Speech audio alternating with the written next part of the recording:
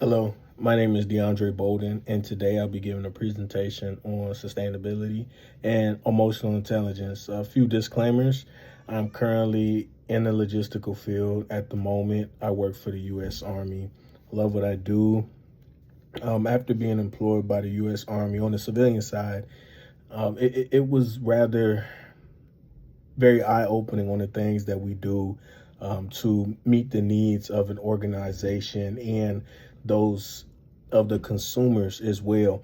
Being in the Army, right, actually being a green suiter, being active duty, we deal with logistics, quite frequently, to say the least. However, but it's just on a different scale once you become a civilian, because there's a lot of things that are done behind the scenes. And now I'm actually seeing those things and actually being the ones conducting those ideologies behind the scenes to ensure that the mission is ultimately completed and no resources have been wasted, right? So before we kick off this presentation, I kind of want to go over and define what emotional intelligence and sustainability is, right?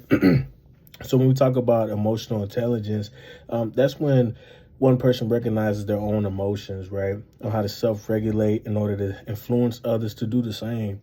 Having those people skills, right, needed to reach company goals. Of sustainability, we're talking about eco-friendly choices or approaches to a supply chain operation, right? Reducing waste, excess supplies, pollution, shipping method, and cutting fuel costs, and even with transportation. All those things that I've listed can get very lengthy and pricey, right? So this is an ideal approach for an organization, right? So the logistic field is an industry that's being reshaped by leaders, being able to make emotional intelligence and sustainable choices. So we have to be able to be agile in a given moment and to be able to address the needs and the concerns of the consumers, right? So I'll give you an example. Being in the logistical field, right, we do what I do, we do inventories.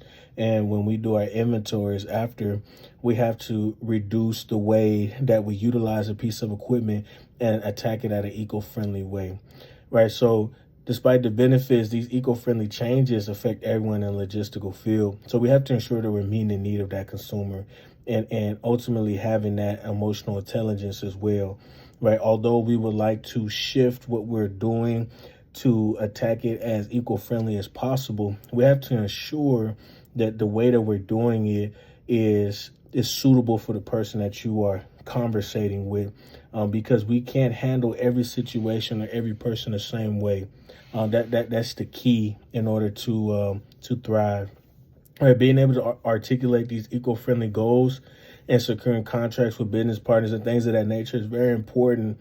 We have to have those people skills, and having those people skills, being able to talk to people and be personable, is ultimately what is needed to succeed. Thank you for your time.